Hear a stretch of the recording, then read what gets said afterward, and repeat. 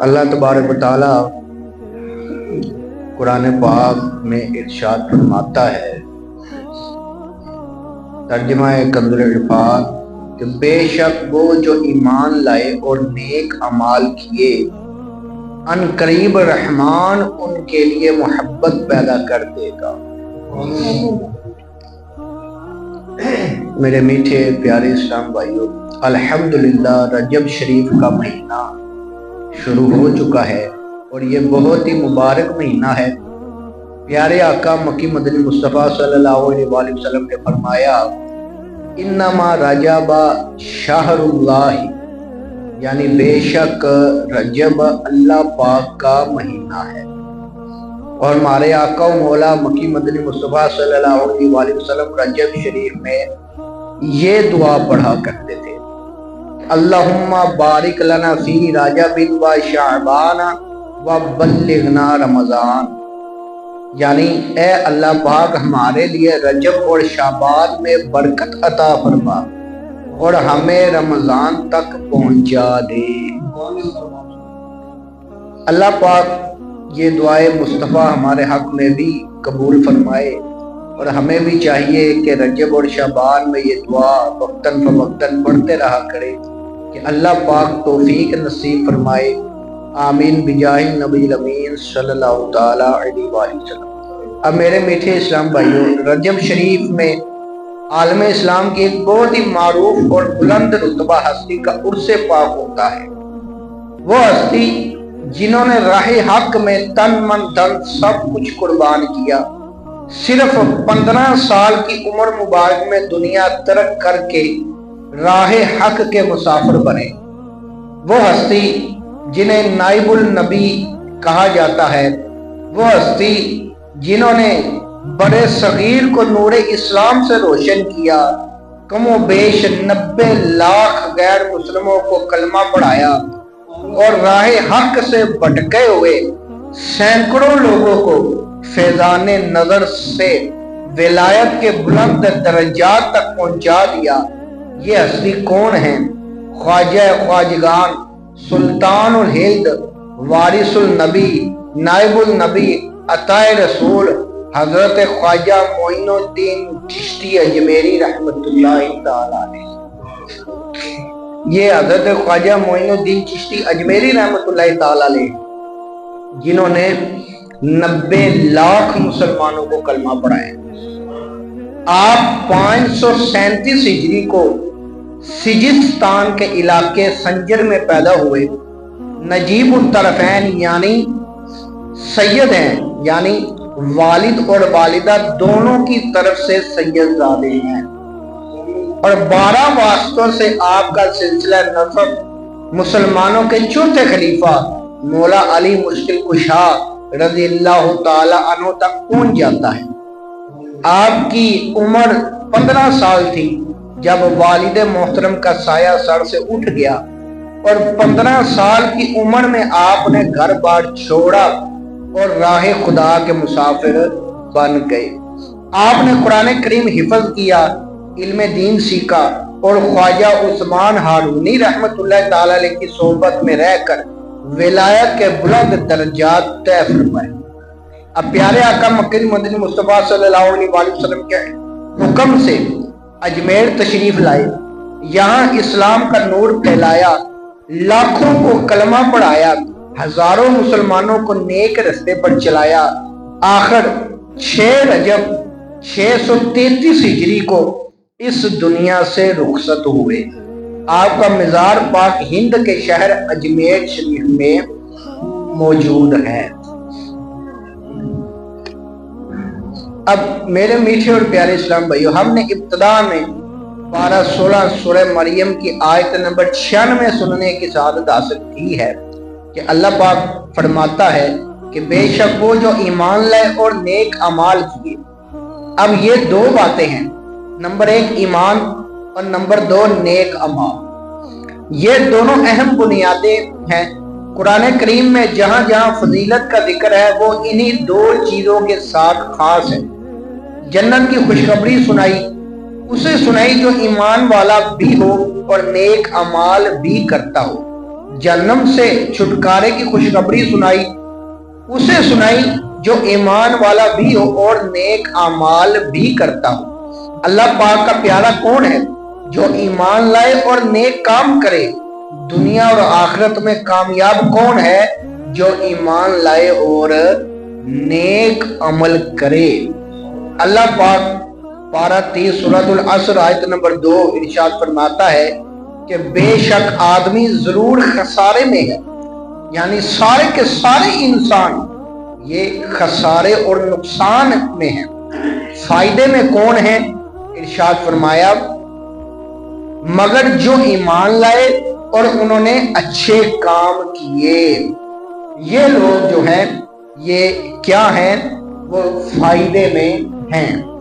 अब जब अल्लाह तबारक व तआला ने इरशाद फरमाया कि बेशक सारे इंसान खसारे में हैं, अब इंसान जो कि अपने आप को बड़ा ही अक्लमंद समझता है, इंसान वो जिसने अपने अकल के जोर पर जनाब आने वाली जनाब मौसम की खबरें देने लग पड़ा है, और मौसम की खबरें जनाब पूरे पूरे महीने पूरे पूरे हफ्ते की जनाब नेट पे मौजूद है। और ऐसे ऐसे हालात जो है वो इंसान ने अपनी अकल से जनाब वो मार्ज़े वजूद में ले आया कि जो आने वाले वक्त के जो मौसम का हाल बता सकते हैं। लेकिन फिर भी अल्लाह पाक ने फरमाया कि इंसान ये खसारे में है।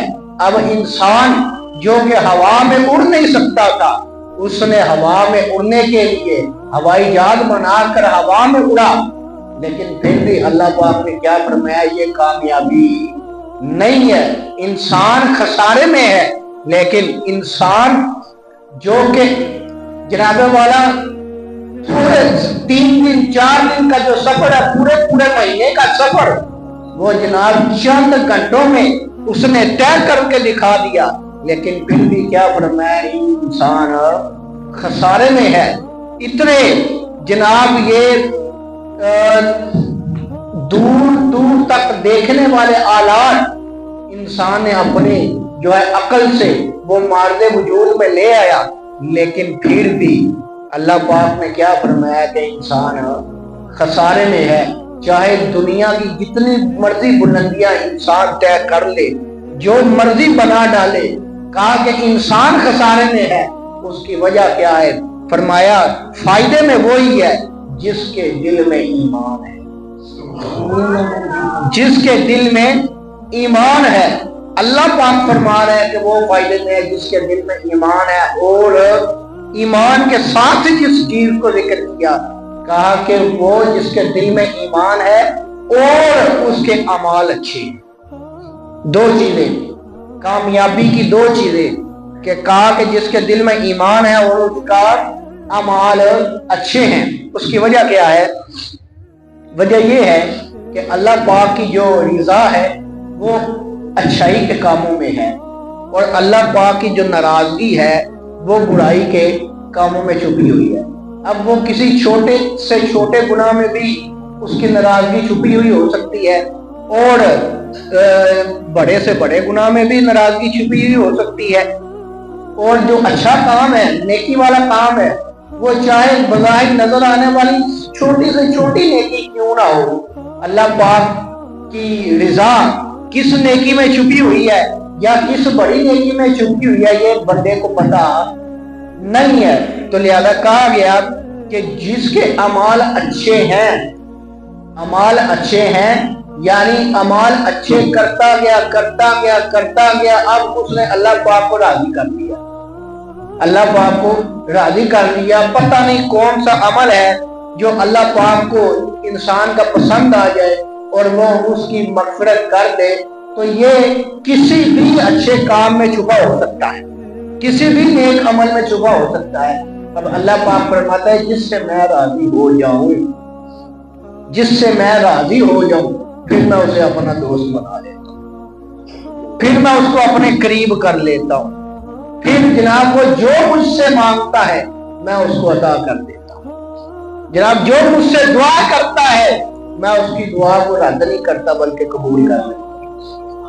तो जिससे अल्लाह राजी हो जाए, अब अल्लाह किससे राजी हो जाए? یہ کوئی پتہ نہیں ہے۔ بڑے بڑے واقعات گزرے۔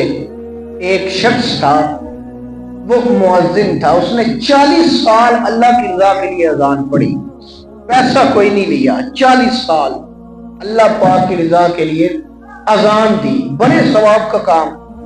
لیکن جب اس کا وقت موت قریب آیا تو کہنے لگا کہ اس قرآن کو مجھ سے دور لے جاؤ، میں اس سے بیزار۔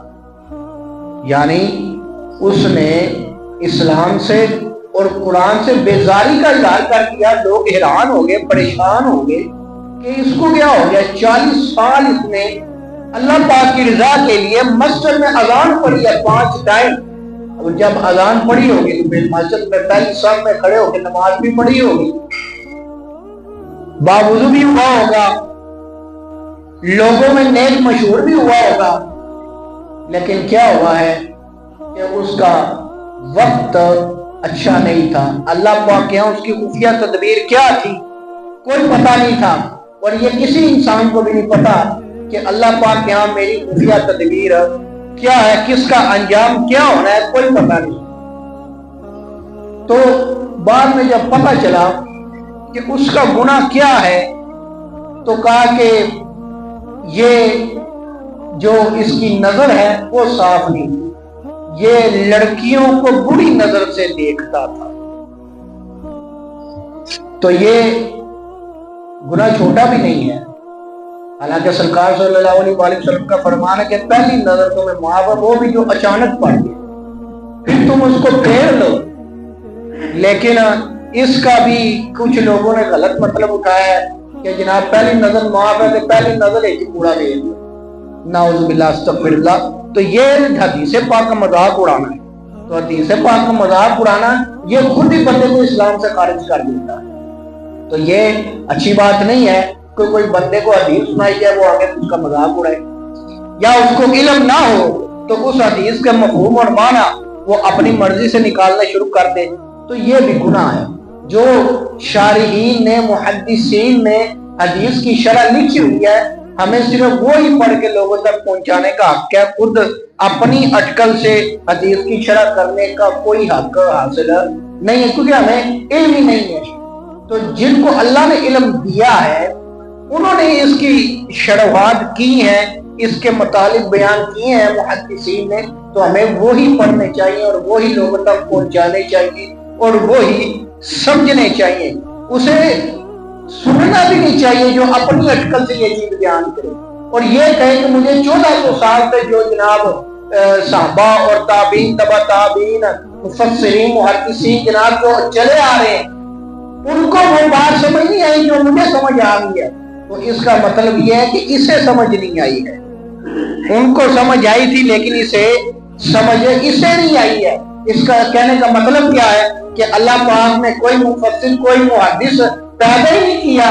ابھی ہم نے سنا ہے کہ اللہ پاک نے ایسا بندہ پیدا کیا جو سید زادہ بھی تھا، حسنی حسینی سید زادہ، اپنے اور ماں باپ دونوں طرف سے سید زادہ معین الدین چشتی اجمیری رحمۃ اللہ تعالیٰ۔ اللہ پاک کیا فرماتا ہے کہ جس سے میں راضی ہو جاتا ہوں پھر میں اس کی آنکھ بن جاتا ہوں جس سے وہ دیکھتا ہے، اس کے کان بن جاتا ہوں جس سے وہ سنتا ہے، اس کی زبان بن جاتا ہوں جس سے وہ بولتا ہے، اس کے پاؤں بن جاتا ہوں جس سے وہ چلتا ہے۔ اب شارحین نے اس کا کیا مطلب بیان کیا ہے، کہتے ہیں کہ اللہ پاک اپنی اسے نورانی طاقت دے دیتا ہے۔ اس کا یہ مطلب نہیں ہے کہ حقیقت میں ہی اللہ پاک ہی اس بذات خود ہی اس کے ہاتھ پاؤں بن گیا۔ مطلب یہ ہے کہ اللہ پاک اسے اپنی نورانی طاقت دے دیتا ہے کہ جس سے وہ چلتا ہے، جس سے وہ پکڑتا ہے، جس سے جناب وہ دیکھتا ہے۔ اور جو نیک لوگ ہیں، جو اولیاء کرام ہیں، فرمایا کہ نیک بندے کی صحبت میں ذرا اپنے دل کو سنبھال کے بیٹھا رہو۔ کیونکہ وہ اللہ کے نور سے دیکھتا ہے اور تمہارے دل پر اس کی نظر ہوتی ہے، لہذا اپنے دلوں کو سنبھال کر اللہ پاک کے نیک بندے کی بارگاہ میں بیٹھا۔ تو یہ وہ ہوتا ہے جب اللہ تبارک و تعالیٰ نے اسے اپنی طاقت دی ہے نورانی، اور وہ جناب اس کے بارے اس کے ہاتھوں سے کچھ ایسی غیر عادات یعنی جو عادت کے خلاف حرکات ہے وہ ظاہر ہوں سے تو کرامت کہتے ہیں، یعنی بندے کی عقل سے باہر ہوتی ہیں۔ اب خواجہ معین الدین چشتی اجمیری رحمۃ اللہ تعالی علیہ انہوں نے جب لوگوں کو کلمہ پڑھانا شروع کیا اور لوگ دیکھتے دیکھتے جناب کافی لوگوں نے کلمہ پڑھ لیا، کسی نے مقدمہ کر دیا کہ جناب یہ شخص ہے یہ لوگوں کو زبردستی کلمہ پڑھاتا ہے، مقدمہ ہو گیا، چلے گئے عدالت میں۔ اب خواجہ معین الدین چشتی اجمیری رحمۃ اللہ تعالی علیہ اللہ پاک نے ان کو بھی جناب اپنی نورانی طاقت دی ہوئی تھی، اپنی جو آنکھ ہے، جب نیک بندہ اپنی آنکھ اٹھا کر دیکھتا ہے تو کس سے دیکھتا ہے؟ یہ حدیث پاک کے الفاظ ہیں کہ اللہ کی نورانی طاقت سے دیکھتا ہے۔ تو جب جج کے سامنے گئے تو جج نے کہا آپ لوگوں کو زبردستی کلمہ پڑھاتے ہیں؟ کہا کہ میں تو زبردستی کلمہ نہیں پڑھاتا۔ کہا کہ یہ مقدمہ آپ پر یہی ہوا ہے کہ آپ زبردستی کلمہ پڑھاتے ہیں، لوگوں کو بہلا سنا کہ جناب آپ کلمہ پڑھا دیتے ہیں، کہ دین سبھی کر دیتے ہیں، تو یہ تو ٹھیک بات نہیں ہے۔ اب انہوں نے کیا کیا، جلال میں آ گئے، جلال میں آ کے نظر جب اٹھائی مجمع کی طرف، کہا کہ بتاؤ میں نے تم لوگوں کو کہا ہے کہ کلمہ پڑھو، سارے مجمع نے کلمہ پڑھنا شروع کر دیا۔ صرف کیا ہے، نظر اٹھا کے دیکھا جلالت کے ساتھ، کہا کہ میں نے کیا تم لوگوں کو کہا ہے کہ کلمہ پڑھو؟ جج کے سامنے سب نے کلمہ پڑھنا شروع کر دیا، اور جو جج بیٹھا ہوا تھا وہ بھی غیر مسلم تھا، جج کی طرف دیکھ کے کہا کہ میں نے تمہیں کہا ہے کہ تم کلمہ پڑھو، جج نے بھی کلمہ پڑھنا شروع کر دیا۔ تو یہ نگاہ اٹھا کے دیکھنا، نگاہ ولی میں وہ تاثیر دیکھی، بدلتی ہزاروں کی تقدیر دیکھی۔ نگاہ ولی یہ کوئی عام چیز نہیں ہے، اللہ نے اس میں اپنا نور رکھا ہوتا ہے، اپنی طاقت رکھی ہوتی ہے، جس سے وہ کسی کے دل پہ نظر ڈالے اور اس کا دل پھیر کے رکھ دے، اس کی کائی پلٹ کے رکھ دے۔ تو یہ کسی نے کیا خوب لکھا تھا کہ نگاہ ولی میں وہ تاثیر دیکھی، بدلتی ہزاروں کی تقدیر دیکھی۔ اللہ تبارک و تعالیٰ سے دعا ہے اللہ تبارک و تعالیٰ ہمیں سمجھنے کی توفیق عطا فرمائے، آمین بجاہ نبی صلی اللہ علیہ وسلم۔ سنت ادا۔